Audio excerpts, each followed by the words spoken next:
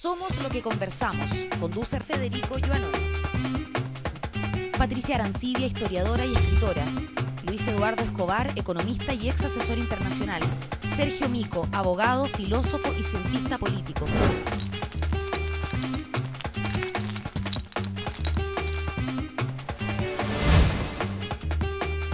SQC. Somos lo que conversamos. Hola, ¿qué tal? Acá estamos en SQC, Somos lo que conversamos, desde la Universidad de Talca, nuestro auspiciador y anfitrión, en su muy bonita y bien instalada sede en Santiago. Bueno, estoy con mis contertulios de siempre, Patricia Arancibia Clavel, historiadora, doctora en historia, autora de numerosas publicaciones. Hola, Pati, bienvenida. Hola, ¿cómo estás, Fede? Muy bien, pues. Don Luis Eduardo Escobar, economista, candidato a doctor en historia, asesor de empresa. En economía. En economía. Bueno, en historia también. En historias varias, eso puede ser. Asesor de empresas. Hoy día no tenemos con nosotros a Sergio Mico, pero ya volverá. Y aquí tenemos a nuestro invitado de hoy, Juan Antonio Guzmán, ingeniero civil industrial, doctor en ingeniería y presidente de la Comisión de Desarrollo Eléctrico, CADE, que terminó su función hace algunos meses y entregó su informe. Y de más está decir, porque vamos a conversar de energía, de electricidad, de competencia en el rubro, de carretera eléctrica, de matriz energética, todas esas cosas que parecen un poco áridas, pero son muy importantes para Chile y para su desarrollo. Así que nos convoca en esta tertulia de hoy. ¿Disparas tú? ¿Te gusta disparar primero? Dispara yo. Bueno, para mí es un gusto que esté el señor Guzmán aquí con nosotros en esta mini tertulia. Y yo quisiera preguntarte, Juan Antonio, ¿qué pasó con ese gran informe? Se ha hablado, aparte del tema de ENERSI, que está bullante, se ha hablado súper poco, dejó de hablarse, diría yo, de todo el tema eléctrico de Chile, de sus necesidades, después de Hidroaicén y de todo lo que significó el año pasado esta conversa de la necesidad de energía para el futuro, y como que quedó todo ya escondidito debajo de la alfombra, no se sabe nada, y tengo entendido que ustedes entregaron un informe muy serio y no sabemos qué pasó con él. Pero antes de que Juan Antonio conteste eso, tal vez sería bueno que nos explicara ¿qué fue el CADE? ¿Quiénes participaron? Lo convocó el presidente Piñera, claro. En este gobierno. Pero yo creo que sería bueno tener ese contexto para poder... Para poder, ya. Bueno, yo creo que lo primero que hay que decir es que el problema de energía es un problema que es de mediano plazo y no inmediato. Y eso hace que las cosas no tengan la urgencia, si bien tiene una importancia muy grande. Esto, pero la necesidad real o la contingencia de una falta de energía es una cosa de unos 3 años más. Por lo tanto, desafortunadamente, eso permite que uno pueda pasar estos años sin que la luz se siga prendiendo, ¿cierto? Ahora, yo en ese sentido creo importante destacar lo que hizo el presidente, es que siendo un problema de 3 años más, haya hecho la convocatoria de esta comisión, que fue constituida por 15 personas, bien transversal. Había gente, exministros del gobierno de la Concertación, había un par de personas que escribieron la ley eléctrica a principios de los 80, había gente del mundo de la ecología, había gente de las universidades, expertos en energía, así que yo diría que fue bastante transversal y trabajamos 6 meses, tuvimos más de 100 reuniones, recibimos más de 100 aportes porque se invitó a un montón de gente a exponer, digamos, sus puntos de vista, etcétera, muchos de ellos muy valiosos, y de eso, digamos, después de este trabajo se hizo este informe que es bastante técnico y tal vez por eso que no tiene mucho, tal vez... Difusión. Se entregó hace como un año más o menos. A fin del año pasado, o sea, era unos 6 meses, 7 meses más o menos. Y de ese informe y de otros aportes, porque es importante que el tema de la energía no es un problema ni de esta comisión ni de este gobierno, es un problema del país. O O sea, si no hay energía no funciona. Yo un poco en broma decía que la comisión nuestra recibió un apoyo más importante de la ciudadanía cuando hubo un apagón en septiembre del año pasado. Entonces, una cosa es discutir que no hay energía y otra cosa es que se apague la luz. O sea, y de verdad la luz se puede apagar, o sea, no es una amenaza. ¿Cuánta es la necesidad energética anual adicional que tiene un país como Chile que está creciendo? Yo he escuchado 8%, 10%, el crecimiento es entre el 5 y el 7. Nosotros simulamos con eso, con 5, 6 y 7, porque los que no les gustan los proyectos de energía hablan de que puede ser el 4 o el 5, y los que les gusta que hablan del 7 o el 8. Pero yo creo que entre medio está. Pero en 10 años se duplica. Eso, exacto, y menos, claro. En menos de 10 años se publica. Mira, la realidad es que se necesitan al año 2020, aquí tengo las cifras, las traje un torpeo. Viniste preparado. Al año 2020 necesitamos 8.000 megawatts adicionales. ¿Y hoy día tenemos? Hoy día tenemos 15.000, una cosa así. O sea, casi prácticamente un 50% de aquí a pocos años. Pocos años. Y con demora en construir los proyectos. Un proyecto termoeléctrico, si uno lo parte desde que se toma la decisión hasta que se entrega la primera cantidad de energía, son 4 años muy apretados. Y si es hidroeléctrico, 7 años. Eso sin ninguna de las dificultades que los proyectos hoy día tienen. O sea, suponiendo que tienes todo, llegar y operar. Y Juan Antonio, para que entendamos los que no sabemos de energía, ¿qué pasa si no se logra tener esta cantidad, sean 4, 5, 6, 7, 8% anual adicional? ¿Qué pasa? ¿Se apagó al tiro o decae el crecimiento? Las industrias no tienen... Tú racionalizas el consumo por la vía de hacer cortes programados. Nosotros, cuando yo estaba en el sector eléctrico a cargo de una de las empresas generadoras, nos tocó ir a Argentina. Argentina tenía 6 horas de cortes diarios. Eso te influye en la producción, ¿no? Te influye tremendamente en la producción, pero también te influye en la contaminación, porque lo que ocurre es que mucha gente se compra un motorcito, le echa petróleo diésel, digamos, y genera su problema. En Buenos Aires tú caminabas por las calles centrales y veías las tiendas con estos motorcitos en la calle, se veía generando. Entonces, el tema es caro, es contaminante, ¿no es cierto? Y tampoco te alcanza para todo el tiempo, porque no todas las personas tienen la capacidad de comprarse un motor generador. No, y echar a andar una industria grande con un generador... Es posible, pero te demoráis mucho y es carísimo. ¿Y cuáles fueron las, para que terminemos de entender antes de ver, cuáles fueron las principales conclusiones que se le entregaron al gobierno, al presidente de Chile, para que haga algo? ¿Cuáles fueron las principales? Mira, la primera conclusión es que este es un problema que debe ocurrir entre el 2015 y el 2017. ¿Y por qué esa variación? Porque depende mucho de la lluvia. Chile tiene una cantidad de hidroelectricidad, ¿no es cierto?, que depende de si hay o no hay lluvia, importante. De manera tal que si hay años secos, como han sido estos, tú tienes que generar mucha electricidad con carbón, básicamente con gas. Si tienes mucha lluvia, vas a usar básicamente hidrología. Entonces, si nos tocan años secos, el problema lo tenemos en 2015. Si nos tocan años normales, al 2016. Si nos tocan años lluviosos, al 2017. No, la vuelta de la esquina. Pero claramente no es este gobierno. Por eso que yo hacía el comentario, digamos, de que creo que es importante haberlo hecho, porque esto es puro costo. Entonces, para efectos políticos. Es importante si se hace algo. ¿Cuáles fueron las conclusiones? Las conclusiones es que si se hace algo concreto, digo. Primera cosa es si se mantiene o no la política que hay vigente, porque mucha gente dice, mire, no hay política energética. La verdad es que hay política energética, porque a uno no le gusta, pero eso es otro cuento.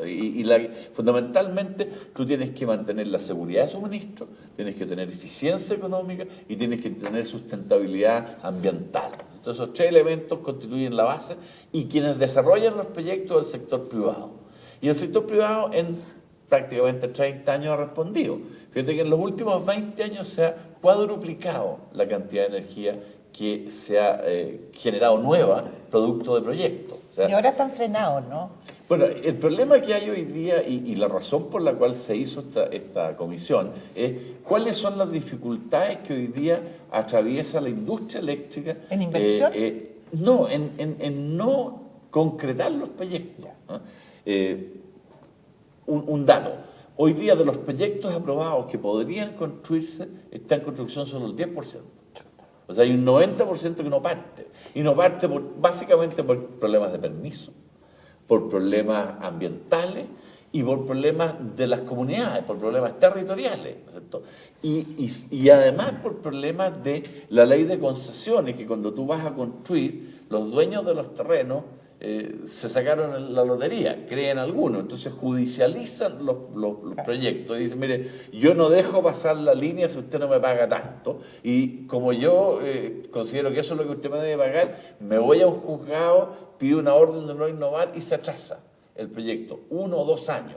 Para darles una idea, si no viene la hidroelectricidad de la 10ª y la 11ª región, y no lo pongo solo como hidroaicén porque hidroaicén es solo una fracción de la cantidad de energía que se puede traer, y una fracción que es cerca de un cuarto, hay 3/4 adicionales que se podrían traer. Eso significa un mayor costo del orden del 8 a 9%. Si se atrasan 1 año los proyectos, significa un sobrecosto del 20%. O sea, a ver, eso sería bueno que lo explicaras más en detalle. A ver, ¿cómo lo del sobrecosto?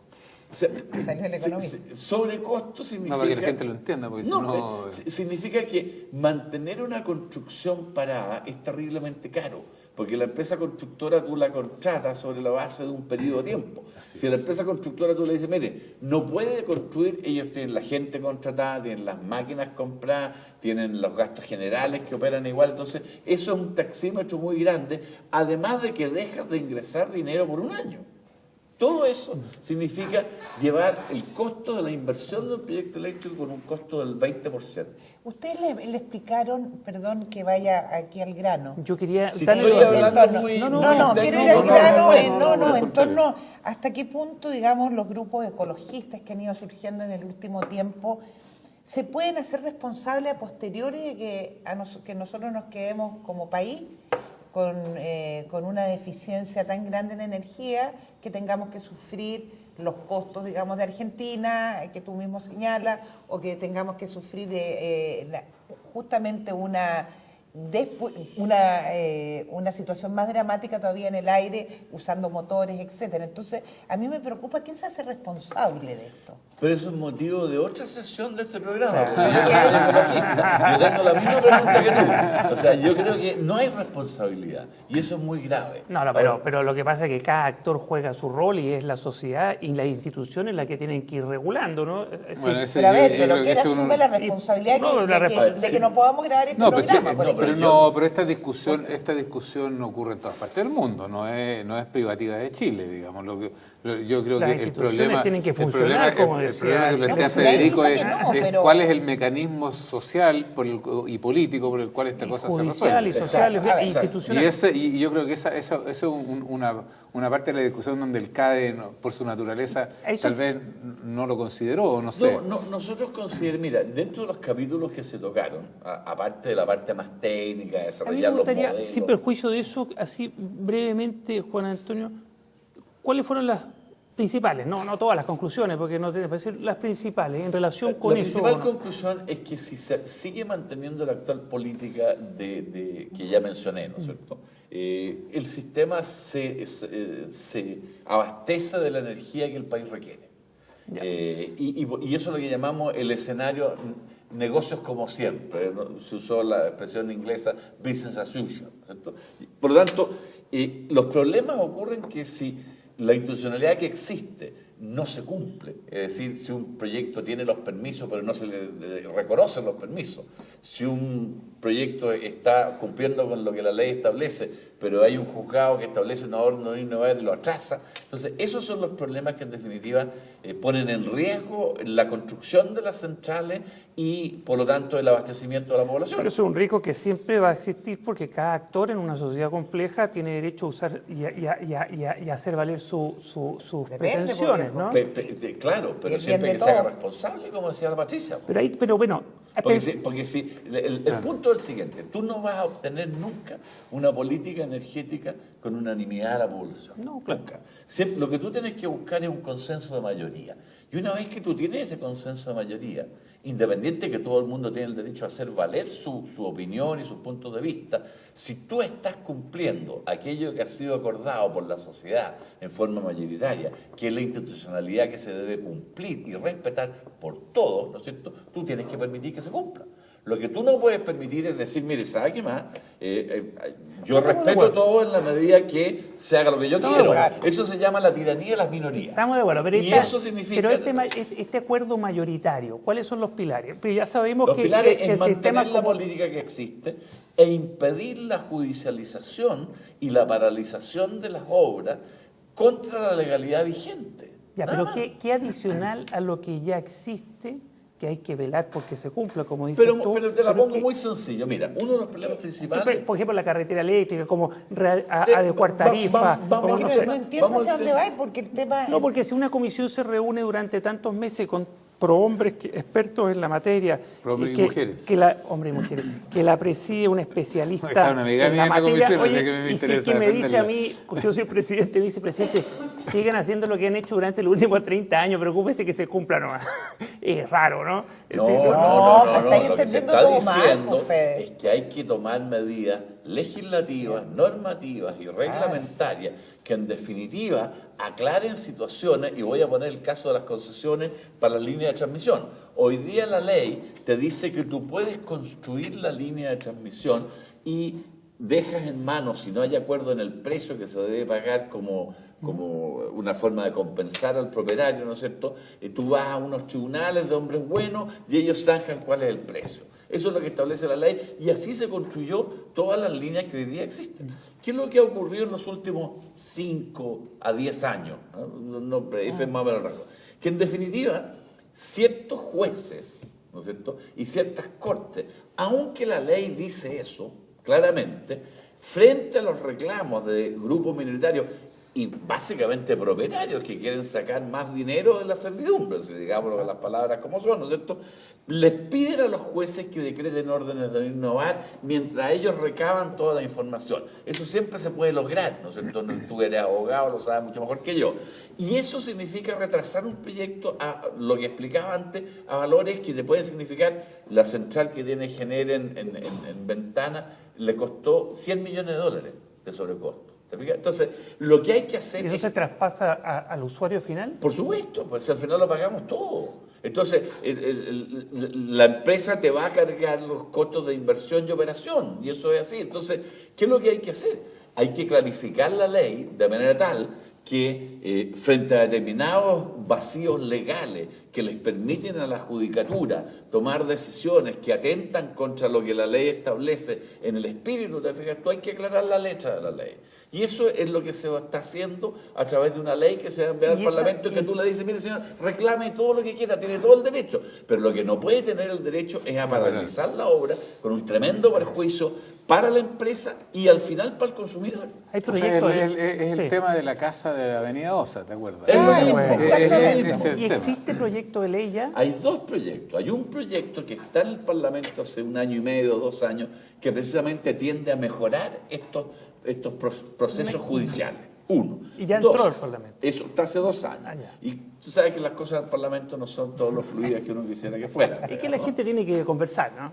Yo no estoy haciendo juicio de valor, estoy diciendo que es tú avalas en la demora, amigo. Y lo segundo, hay un proyecto de ley que consecuencia de la comisión. Consecuencia de la comisión que se ha denominado la carretera eléctrica, porque en realidad es más completo que eso, que en el fondo dice, mire, ¿sabe qué más? El sistema requiere un tronco, un sistema troncal de transmisión, ¿no es cierto?, para poder llevar energía de distintas partes.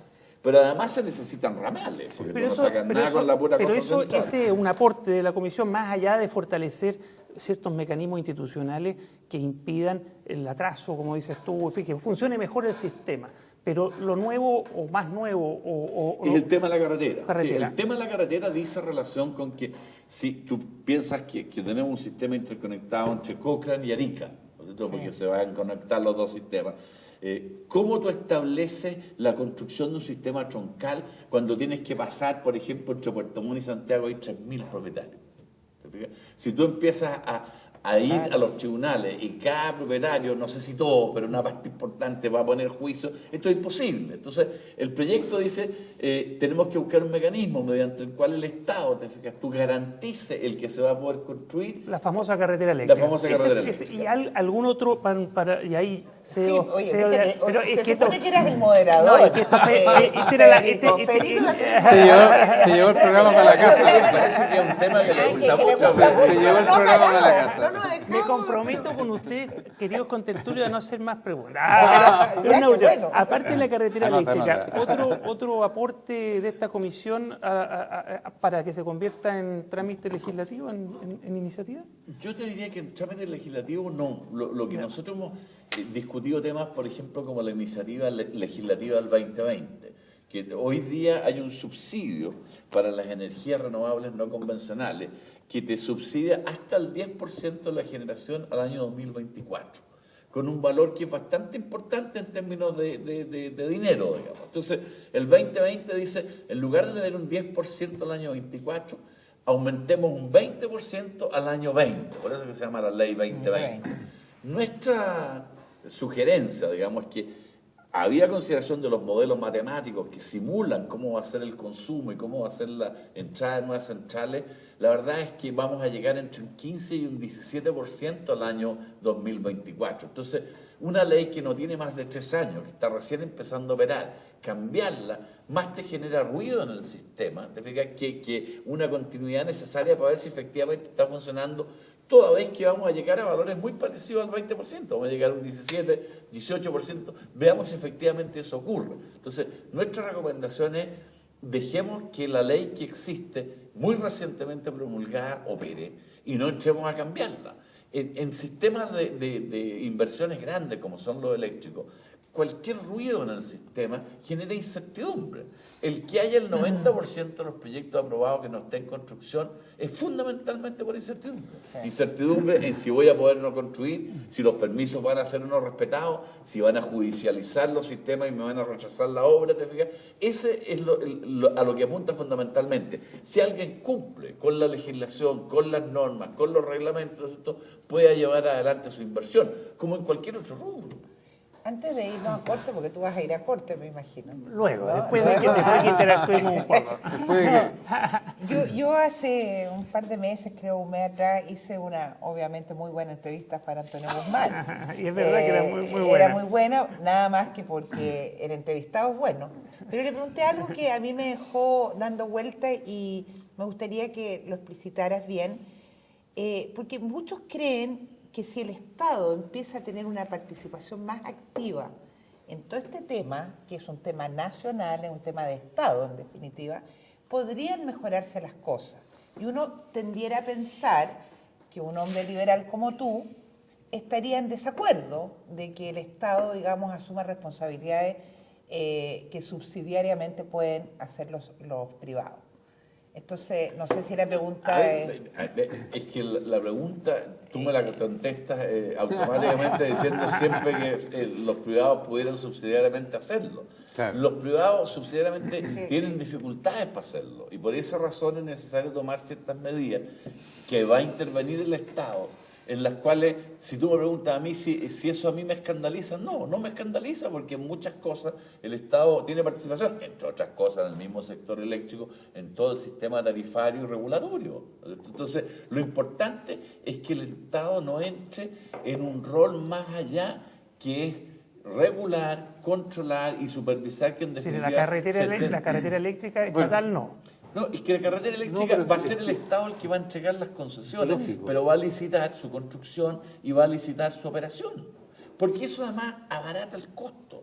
Porque si tú eres empresario ¿Qué es el problema? Mira, hay un teorema en economía que se llama el teorema de Coase, que dice que efectivamente que importa poco, lo que argumentaba él es que importaba poco quién tuviera los derechos de propiedad. Si acaso uno de los 3.000 propietarios a lo largo de la carretera o el derecho de la gente que quiere construir la carretera eléctrica de pasar por encima de los 3.000. Quedaba lo mismo. Lo que la discusión teórica y práctica llevó a la conclusión es que en realidad sí importa quién tiene los derechos de propiedad. Porque si es uno de los 3.000 o cualquiera de los 3.000, para ponerlo correctamente, entonces te pueden encarecer brutalmente el costo de llegar a una solución que sea razonable desde el punto de vista social. Entonces, el Estado tiene el papel, y ahí es donde yo creo que Patricia tiene que tener cuidado, y a lo que apunta un poco Juan Antonio, creo, es que el Estado tiene que tener cuidado de asignar los derechos de propiedad o de llegar a una solución tal que minimice el costo de llegar a la solución óptima. Entonces, ¿qué es lo que está proponiendo el CADE? Si es que entiendo bien, y si estoy mal, Juan Antonio, tú me corriges, pero lo que están proponiendo básicamente es decir, mire señor, aquí tenemos que tener un sistema parecido al de concesiones, ¿no? Donde el Estado decide por dónde, de acuerdo a las normas que se den y los acuerdos sociopolíticos que sean necesarios, por dónde van a transitar las torres eléctricas, porque finalmente, si todos queremos consumir más electricidad, y a medida que sube el ingreso per cápita, está demostrado en todas partes del mundo que aumenta el consumo de electricidad, es necesario poder tirar postes, ¿no? Postes postes grandes para la gran carretera y postes chicos. Ojo, y esto es súper importante. Para personas como tú que van a contaminar un poco la Patagonia. Pero espérate un segundo, porque hay una cosa que es súper importante, y postes chicos para las carreteras laterales, porque todas las fuentes de energía eléctrica alternativas, sobre todo la hidroeléctrica, hacia arriba, ¿no? Sobre todo las hidroeléctricas, pero también las eólicas y todo eso, necesitan poder interconectarse a esta cosa. Eso significan postes chicos, digamos, entre comillas, postes chicos que tienen que llegar de alguna manera ramales ferroviarios, digamos, que tienen que llegar a este troncal. Ya, pero no, siguiendo la lógica de los trenes, no es un ferrocarril del Estado. Es decir, el Estado ayuda a que se construyan las pistas, las líneas de tren en sentido global. global. Los derechos de propiedad. Porque no tiene la plata, no sé, que tú quieras, digamos, quitar. Cambias lo que decía Juan Antonio, cambias incertidumbre por riesgo. ¿no? La incertidumbre de que un tipo te puede tener parado, pero tiene a poder calcular cuáles son los riesgos técnicos de la operación. Que tú quitaras plata para vivienda, para educación, para dedicarla, digamos, a algo que pueden hacer los privados. No sé, el punto está yo vamos claro? A seguir después del corte. No, se lo vamos a pagar igual. Ajá, el punto es, sí, y esto para la vuelta del corte, es si este diseño permite o va a permitir una mayor competencia. Y así lo dejo anunciado. Oye, nos vamos a un corte. Muchas gracias. Somos lo que conversamos desde la Universidad de Talca en su sede de Santiago. Gracias. Estás viendo Somos lo que conversamos. Conéctate con El Mostrador TV.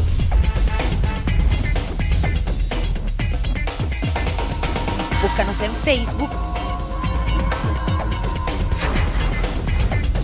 Síguenos en Twitter. Comparte nuestros videos. Y revisa nuestra web. Nos mantenemos conectados a ti gracias a las redes. El Mostrador TV.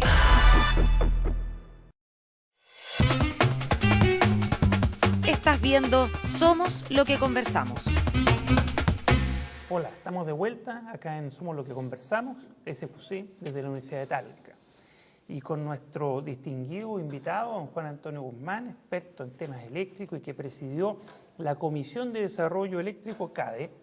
Y bueno, ya hablamos suficiente del CADE, sus principales conclusiones, ya empecemos a entrar a materia política y de modelo. Entremos a chutear el arco. Exacto, empecemos a jugar. Todo esto fueron los prolegómenos, ¿no? Entonces, hablemos un poco de competencia. Dicen que Chile paga de las energías más caras de Latinoamérica. ¿Será por falta de competencia, Juan Antonio? Lo que la primera pregunta y la segunda es junta. Lo que se va a presentar legislativamente después del trabajo de la Comisión va a permitir más competencia y por lo mismo eventualmente precios más baratos, si es cierto que la competencia, la falta de competencia mantiene los precios altos. Toquemos el tema competencia, el tema precio alto de manera distinta, porque creo que tienen formulaciones diferentes. El tema de la competencia hay que distinguir generación, de transmisión, de distribución. Generación, hay 3 empresas que tienen el 80% o más de la generación y sería bueno que hubieran otros actores. Ya. Pero el que no haya más actores, ¿no es cierto?, es básicamente por lo que hablamos en los primeros 20 minutos, que es la incertidumbre de la inversión. Si hoy día los que ya están instalados tienen los problemas que tienen, ¿te imaginas tú un inversionista extranjero que viene de afuera y pregunta, mire, ¿y cómo es el tema de los permisos? Ah, bueno, usted le da los permisos, pero después no se cumple. Y se le puede demorar 2 o 3 años y eso le significa a usted tanto más plata. Entonces, pero si todo se eso ahuyentan los nuevos pero inversionistas. Si se Por cumpliera, supuesto, habría por supuesto. desafiantes, como lo llaman en la ley. Sí. Oye, pero, Federico, si de hecho los hay, con proyectos aprobados que no los concretan. Y no los concretan porque tienen miedo, te fijas tú, a no poder llevar adelante los proyectos en los tiempos que ellos han estimado. Generación, distribución. Estoy hablando de generación. En materia de transmisión, no tiene ningún sentido hacer 2 líneas troncales, ¿no es cierto? Porque si ya con una tenemos un montón de problemas y con 3.000 propietarios tendríamos 6.000, ahí el problema se multiplica, no al doble, geométrico. Entonces, ahí lo que se hace por la base de la licitación. Y de hecho hay empresas que participan de estas licitaciones. Si el Estado fija una franja, fija una cierta cantidad de potencia que se puede ser transmitida por esa línea, tú invitas a la transmisión, al igual que en las concesiones, Sí, si eso y eso se hace competitivo. Si eso se hace, habría más competencia en ese... Y de eso la hay, de hecho la hay. En las líneas que se han licitado en los últimos años, ha habido competencia y ha habido precios más baratos. ¿Y ha bajado los precios? En la medida que tú Bajar el tienes... precio de la transmisión, de la ese transmisión. tramo. Pero al final, aguas abajo debiera llegar al consumidor más barato. Pues, ¿no? Sí, que claro, no, pero es que- la transmisión es un porcentaje re chico. Sí, ese es el O sea, problema. de lo que te llega a ti en la cuenta, el 60% es generación. Transmisión debe ser un 10 o 12% y el resto es distribución. Por lo tanto, la transmisión lo que te importa es licitar al que te la construye más barato. Y que te la construya más barato depende también del riesgo. Porque si yo soy un constructor de línea y yo digo que esta línea la puedo construir en 2 años, pero con la incertidumbre que tengo de los permisos, le voy a poner que me demoro 4. Y eso significa más caro. Y eso lo hacen todos. Y en ¿no? distribución. Distribución, el tema todavía es más complicado porque es un monopolio. O sea, y por eso que existe un sistema de tarificación. ¡Qué palabra, y de- Maduro! Oh, para todos los liberales, Sí, también para ti. Estamos por hablando supuesto. con la verdad. Pues, Sí, no estamos- ¿para es. qué le vamos a disimular? Son Porque, monopolios porque no regulados. tiene ningún sentido que a tu casa llegaran 3 2 postes. cables, ¿no es cierto? O sea, ahora, lo que sí tiene sentido es que tú tengas libre acceso a esos cables y puedas tener distintos proveedores que te digan, mire, yo le pago al dueño del cable un valor por la transmisión para llegar a la casa del usuario. Por supuesto, esto es mucho más posible en los usuarios grandes, ¿no es cierto? Cuando tú tenías una casa con 10 kilowatts, la verdad es que la diferencia va a ser re poca. Y para eso existe una regulación bien específica que te tarifica y te garantiza una determinada tarifa.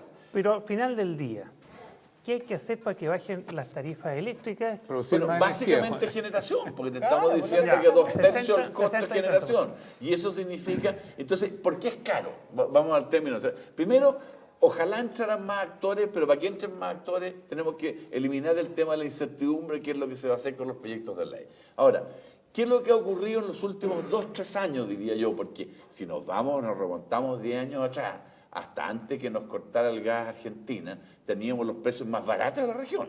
O sea, y ahora tenemos, no sé si los más caros, pero dentro de los más caros. Porque se ha producido lo que se llama una tormenta perfecta. ¿Qué es lo que es la tormenta perfecta? Primero, que nos cortó el gas Argentina. Y tuvimos que cambiar la generación eléctrica con un gas que era barato, ¿no es cierto?, por petróleo líquido. Y el petróleo líquido es mucho más caro. Y además subió de precio. El petróleo valía, no sé, por $60 el barril, llegó a costar 140. O sea, subió 3 veces o 2 veces y media. ¿Está bien? Entonces, nos cortaron el gas barato y nos obligaron a cambiarlo por un combustible más caro. Y además ese combustible más caro subió de precio. ¿Está bien?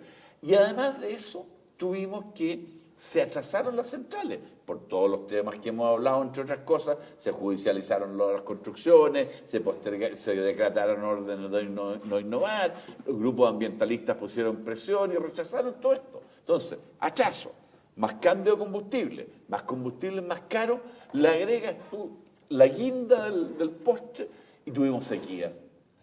Entonces no pudimos generar con electricidad. Si tú sumas todos esos factores, o al revés, hagamos el ejercicio de decir, supongamos que los años hubieran sido normales, Supongamos que hubiéramos podido tener generación a precios razonables y no tener que haber sobrepagado con petróleo caro. Supongamos de que no hubiera habido atraso, tú tendrías un precio súper razonable. De hecho, el precio que ha habido, para poner los números, digamos, el año 2011, por ponerte un valor, tuvimos costos de energía del orden de $150 por megawatt hora. Llegó hasta 250, por eso puntualmente. O sea, como valor promedio, ese debe haber sido el valor. ¿Cuánto es el valor si tú hubieras incorporado estos elementos que digo yo de normalidad?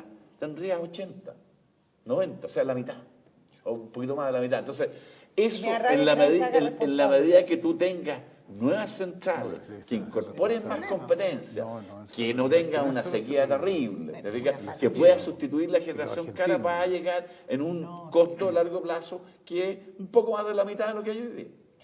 Es decir, pareciera que la pregunta no debiera hacérsela a Juan Antonio, pero se la tengo que hacer porque él recibió en la comisión a mucha gente y tiene que haber escuchado también las opiniones en contra a esta cuestión que lo que me pasa a mí que es tan obvio, es de una obviedad tan obvia lo que hay que hacer que me parece ridículo que haya gente que se oponga a una cuestión que es favorable a todos. Y lo que estamos pensando y buscando obviamente es bajar al máximo el precio de la electricidad y para eso necesitamos más competencia. Con garantía de suministro. Con garantía de suministro. Porque tú no sacas nada con tener un precio barato si no hay. Si no vamos a Entonces, ser como la la pregunta empresa es, de telefonía móvil. Entonces, la pregunta, aunque sea, porque aquí veo que no hay nadie que tenga esa capacidad para responder. No, lamentablemente ninguno de nosotros tiene generación eléctrica. Pero No ¿cuál somos es casa rara aquí al paso. pero ¿cuál es el argumento, los argumentos que tienen aquellos que se oponen a esto obvio? No, hay varios. Para eso tenemos un invitado. No, pero mira, el argumento más sencillo es decir uno. Tú puedes no necesariamente necesitar tanta mayor generación si tú ahorras energía. Entonces tú dices, mire, ¿por qué no nos ponemos de acuerdo y ahorramos? Que es cierto, o sea, si se ahorra, tú no necesitas generar mucho más. Pero es que ahorrar no es tan fácil, ¿no es cierto? Y esto es como la típica cosa colectiva cuando uno dice, ya ahorremos, pero tú vayas a la casa del que dice ahorremos y toda la luz te prendía. Es como el gallo que cuando le dicen que no haga funcionar la leñera o la chimenea en la mitad del invierno cuando hay contaminación le echan dar igual. Además porque la producción industrial es la gran consumidora y ahí no se puede ahorrar. Pues, sí, también se puede ahorrar. Es un problema de regulación. El segundo argumento... pero pueden haber ahorros importantes. O sea, de hecho, los países europeos han reducido el consumo respecto del crecimiento del PIB. Pero irse para abajo, por debajo de la tasa de crecimiento. Claro, pero ese va a crecer más lentamente. Y el segundo argumento tal vez el más fuerte es decir, mire, en lugar de producir con hidroelectricidad y de producir con termoelectricidad de carbón, que es contaminante, ¿por qué no usamos las energías renovables no convencionales? Quiere decir energía solar, energía eólica, el viento, biomasa, etc. Estamos llegando a un buen punto. Él hizo su tesis doctoral. Y el primer libro de recursos renovables en Chile lo hice yo el año 83. Yo dediqué gran parte de mi carrera profesional a trabajar en energías renovables no convencionales, así que lo conozco muy bien y me encantaría que se pudieran usar en mayor volumen. Pero ¿cuál es el problema que tienen? Uno es que el sol no sale todo el día.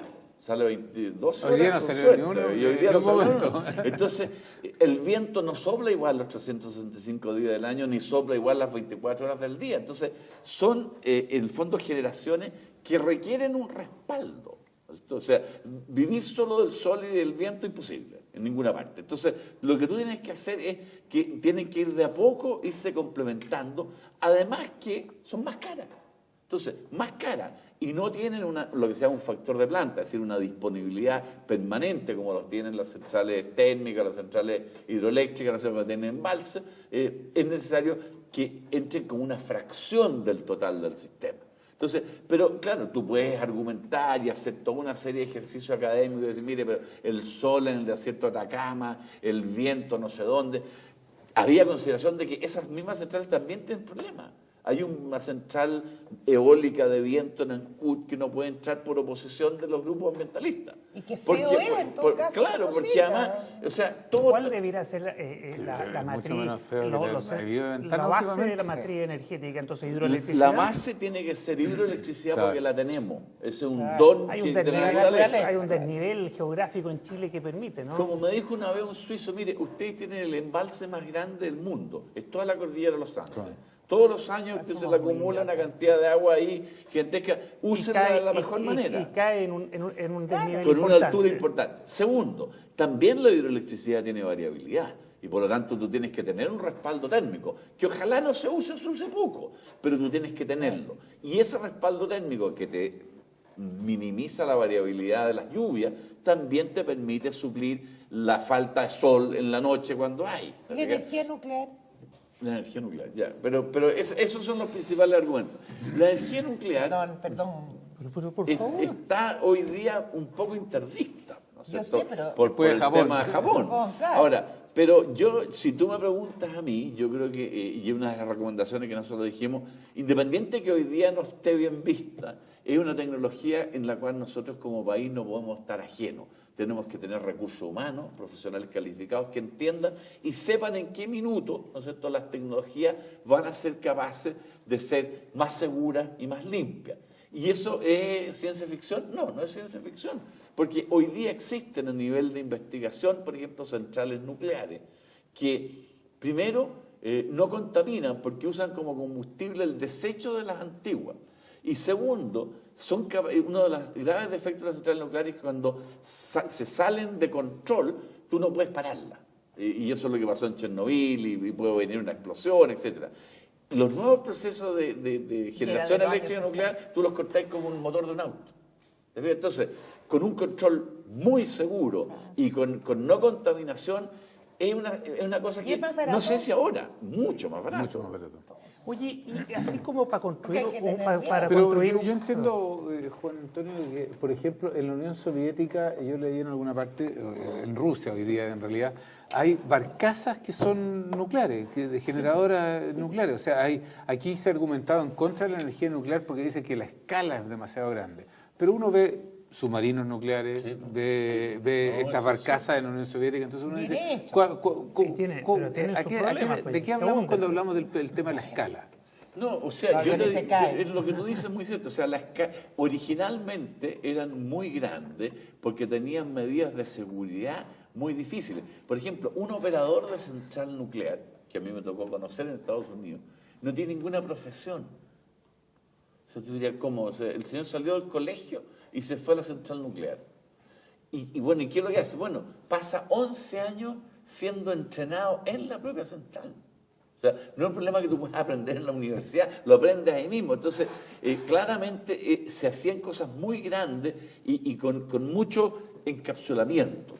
Eso ha ido cambiando y hoy día tú tienes centrales, como tú dices, de un Mira, tamaño mucho más, entre sí. comillas, amigable. A mí, yo creo que lo de la energía nuclear daría para un Sí. largo Sí, programa, bueno. porque y como no Además, está, yo no soy y como no está especialista. dentro de las recomendaciones del CADE, dejémosla para el próximo. Ya. Pero antes a nosotros nos gustaría entrar un poco en ENERSI, la responsabilidad de los directores, cosa que está hoy día encima de la mesa. Pero antes, te voy a hacer una pregunta que hay gente que me la ha planteado en sentido común, yo nunca he sabido responder y como tú eres un especialista lo hago.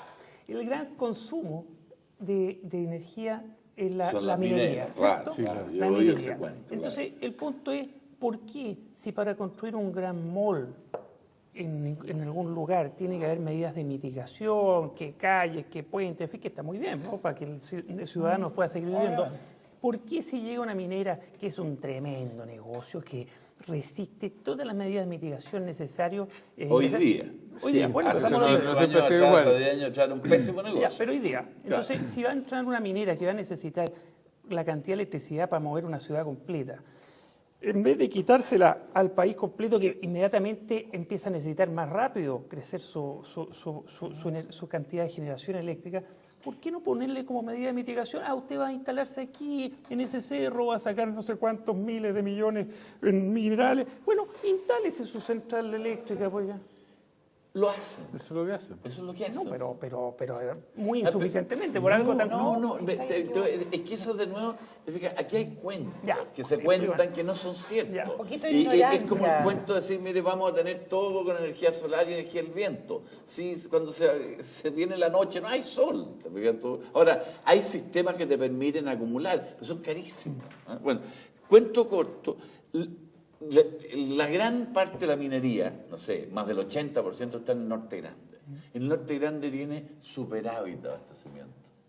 ¿Y por qué? Porque, como decía Luis Eduardo, las grandes mineras han puesto sus propias plantas que además le han permitido a las ciudades abastecerse y respaldarse con las centrales que han construido las mineras. Te lo digo yo porque yo hice una, o sea, o dos. Ya, entonces estamos no te estoy hablando de un cuento, estoy hablando de la verdad. Estamos Entonces, despejando este mito urbano. Este mito urbano. Bien exacto. despejado. O mito nortino, digamos, decir. O sea, porque obviamente una minera no puede correr el riesgo de quedarse sin energía. Entonces, para ellos es demasiado grave el no contar. Entonces, no es un problema de filantropía o de buen ciudadano, es un problema de que el riesgo y la pérdida que pueden tener es enorme. Entonces, construyen sus propias centrales. Y por eso que tú tienes superávit en el norte. Ojalá hubieran mineras en el centro, te aseguro que tendríamos menos problemas. Y la carretera energética que ustedes plantean es de Arica a... Nosotros planteamos que sea a todo lo largo y precisamente... Para aprovechar esa energía. Exactamente, para interconectar los dos sistemas y el superávit que hoy día hay en el norte te permita llevar al norte chico, que está en la parte central del sistema interconectado, ¿no es cierto? Y de esa forma compensar, ¿no es cierto?, de alguna manera la falta de generación que hay en el centro. Quería entrar a lo que, perdón, Problemas de energía. a lo que decía Pero ese Federico. otro programa. Las platas se van a ocupar en Chile, ¿o no? Tú has sido Pero qué sé yo, Espérate. no soy ni accionista. A ver, ni pero empleado de la tú eres director de varias empresas. Entonces, es súper importante aclararle a la gente cuál es la responsabilidad de esos directores, primero, y segundo, en el caso que nos convoca, es decir, ENERSI, hasta qué punto los directores son responsables de haber dejado pasar a la Junta de Accionistas una decisión de la envergadura que tiene que tomar la Junta cuando se reúna, que la traspasaron, digamos, para después de septiembre. Que yo no quiero opinar de las conductas de otras personas porque no me de corresponde. personas. Yo no soy no soy Catón el censor. Pero yo te diría que tú tienes dos problemas en el caso del aumento de capital de ENERSI. Uno que es un problema de fondo y otro que es un problema de forma. El problema de fondo dice relación, primero, si es o no bueno el que haya el aporte de activos a una empresa chilena, de activos dentro y fuera de Chile. La respuesta es, yo pienso que sí, porque está fortaleciendo una empresa nacional que va a ser mucho más potente, ¿no es cierto?, que si no tuviera esos activos. Ahora, la pregunta es, ¿esos activos están valorizados a un valor que resulta atractivo? Porque cuando dicen, mire, que esto no es una cuestión, yo hago la... y si lo aportan en $1.000 millones, ¿es negocio? Es decir, champaña para todos, ¿no es cierto? Entonces, la dificultad no está en si es bueno o no es bueno. La dificultad está en si la valorización es la que corresponde, es la correcta, es la que los accionistas de verdad quieren. Por lo tanto, el problema de fondo es, el negocio no es malo, el negocio tiene que ser valorizado en una forma tal que sea conveniente a la empresa. Una cosa. Es el fondo. La forma es que se hizo de una manera tal, ¿no es cierto?, que no hubo una consulta que no tiene que ver con los directores, tiene que ver con los accionistas, porque al final son los accionistas los que toman las decisiones y estas cosas las compañías y la sociedad anónima no se tratan en los directorios quienes tienen que velar, ¿no es cierto?, porque en definitiva el interés social, es decir, como le vaya a la empresa, le vaya bien, ¿no es cierto? Esto es una cosa que tiene que ver con socios, nos conviene o no nos conviene como dueños de la compañía. Y eso creo yo que no hubo la interacción, consulta, pongan ustedes el nombre que quieran, entre el socio mayoritario, ¿no es cierto?, y los socios minoritarios que se representan, ¿no es cierto?, por la AFP, que yo creo que legítimamente hicieron ver su punto de vista y de hecho la superintendencia y por lo tanto las instituciones funcionarias, ¿no es cierto?, pusieron el dedo en la llaga y decían, mire señores, esta cosa tiene que revisarse de esta forma. Y yo creo que eso es bueno. Del comportamiento de los directores no me voy a pronunciar. Si no queréis pelar, es una lata el tema, vos. Pero por lo menos se entiende. No, pero se entiende. Yo creo que hay un aspecto. Yo creo que a este país le hace falta, fíjate, más el análisis de lo que es correcto, incorrecto, de cómo se ven las cosas que los pelambres. Yo creo que para los pelambres están los programas farándula. Yo no no es un programa farándula. Pero hablando de las cosas... Oye, Luis Eduardo finaliza el programa con una pregunta ahí capciosa, contundente, decisiva, difícil. Bueno, no sé si acaso es tan difícil, pero una de las críticas que se ha hecho y que no tiene que ver con Enersis propiamente, digamos, sino que es un tema mucho más general y sobre el cual, con tu experiencia, yo creo que sería útil tener tu reacción. Se ha criticado de que la gente, hay personas que son directores de Enersis y que a su vez son directores de la bolsa. ¿Cómo ves tú eso? ¿Tú crees que ahí hay un conflicto de interés o...? Sin ánimo de correrme, la verdad es que no tengo todos los antecedentes como para poder pronunciarme. Yo creo que por distintos motivos, digamos claramente, la Polar y otros, ¿no es cierto?, el tema del gobierno corporativo ha estado muy en la palestra y muy en la discusión, y no es malo que esté. Muy bueno. Yo creo que es una forma de transparentar la conducción de las empresas, más aún empresas que tienen como accionistas la AFP, que en el fondo somos todos los que cotizamos en la AFP, ¿no? Entonces, yo creo que es bueno. Pero creo que tampoco hay que sobreexagerar, en el sentido de que tú pongas tal cantidad de regulaciones y de cortapisa a la gestión que en definitiva circunscribe el quehacer de los directores a cumplir las formalidades, las normas y las reglas y no a preocuparte del negocio propiamente tal. Yo creo que tiene que haber un balance entre las dos cosas y dentro de ese balance los conflictos de interés tienen que ser súper abiertos, súper transparentes y tratados.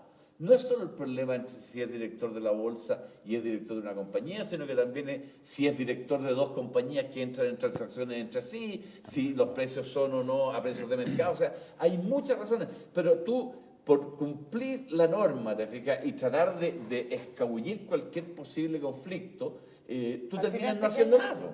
Y inamovilizas las compañías y las compañías se hacen más ineficientes. Entonces yo creo que es bueno que haya mucho mayor control, es bueno que haya más transparencia, pero también tenemos que entender que las compañías tienen que ser administradas y que no podemos transformar las compañías con gente que no va a tomar las decisiones ni va a tomar los riesgos normales a un negocio para evitarse problemas. Oye, tenemos que terminar, pero la Pati quiere hacerte una pregunta No, pesada. no, Entonces no, yo yo quiero hacer una reflexión en torno a eso, nada más que una reflexión que tiene que ver con que hasta ahora las personas que han tenido, digamos, que dirigen la bolsa y a su vez están, ¿no es cierto?, teniendo gran papel en los directorios de otras empresas, nunca se ha visto una situación que sea conflicto de interés. Es decir, yo no conozco a nadie que en un momento determinado haya dicho, por ser presidente de la bolsa, que haya dicho, compre. Te vas a poner a defender el No, es que no quiero tomar personas ni nada. Esto pero es como que la a mí, mujer del César, tú sabes. Es que me molesta. Yo escuchaba algo así. Siempre me ha, y déjame decirlo aquí, siempre me ha molestado que se atribuyan intenciones a personas honorables. Bien. Ese lápiz no es tuyo, te lo quiero prevenir. Honorablemente se lo entrego a nuestro querido invitado. Muchas gracias. Oye, muchas gracias. Hemos terminado este capítulo de SQC, somos los que conversamos. Gracias a nuestro contertulio, gracias a nuestros distinguidos invitados, Juan Antonio Guzmán. Y nos vemos la próxima semana acá desde la Universidad de Talca, en su sede de Santiago, nuestro anfitrión y auspiciador.